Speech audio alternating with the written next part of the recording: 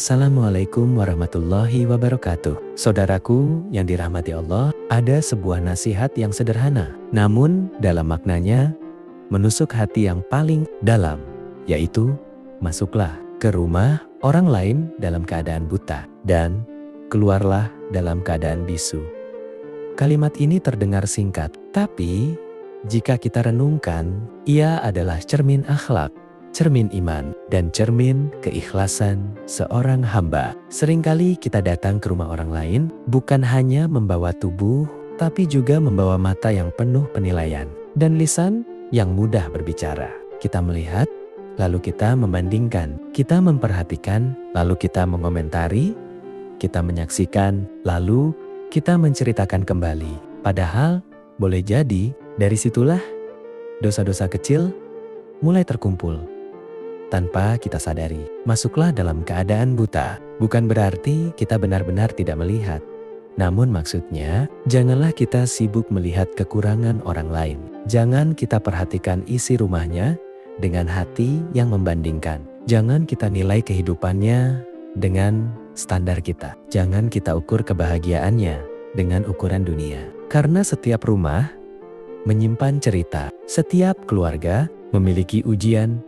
Dan tidak semua yang terlihat adalah kenyataan yang sebenarnya. Bisa jadi rumah yang kita datangi tampak sederhana, namun di dalamnya ada hati yang penuh syukur. Ada keluarga yang saling mencintai, ada doa-doa yang tidak pernah putus di sepertiga malam. Dan bisa jadi rumah yang tampak mewah menyimpan luka yang tidak terlihat, tangis yang tersembunyi, dan hati yang jauh dari ketenangan. Maka, ketika kita masuk ke rumah orang lain, masuklah dengan hati yang rendah, dengan pandangan yang dijaga. Seolah-olah kita tidak melihat apapun yang bisa menimbulkan penilaian. Betapa banyak hubungan rusak hanya karena mata yang tidak dijaga, melihat sedikit kekurangan, lalu disimpan dalam hati, atau bahkan lebih parah, disampaikan kepada orang lain.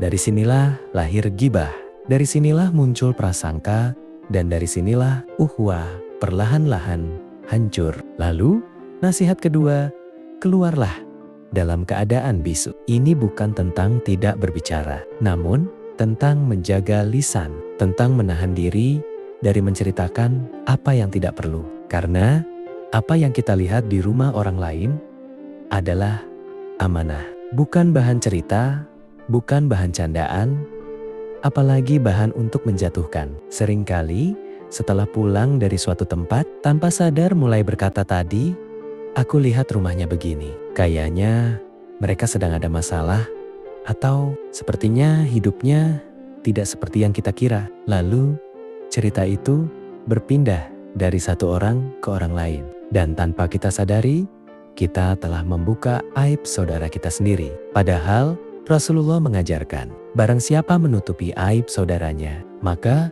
Allah akan menutupi aibnya di dunia dan akhirat. Bayangkan jika suatu hari, apa yang kita simpan rapat-rapat, apa yang kita tutupi dari orang lain, tiba-tiba dibuka di hadapan banyak orang. Betapa malunya kita, betapa hancurnya hati kita. Maka, sebelum kita membuka aib orang lain, ingatlah, kita pun punya aib. Bahkan, mungkin lebih banyak. Nasihat ini mengajarkan kita tentang adab yang mulai hilang, tentang rasa malu yang mulai pudar, dan tentang hati yang mulai keras.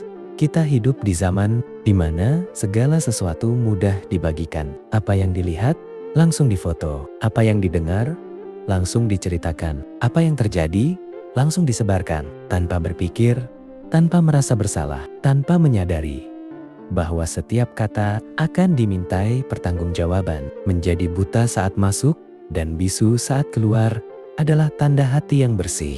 Hati yang tidak sibuk mencari kekurangan orang lain dan lisan yang tidak ringan menyakiti. Itulah akhlak orang beriman yang lebih sibuk memperbaiki dirinya daripada mengomentari kehidupan orang lain. Mari kita jujur pada diri sendiri.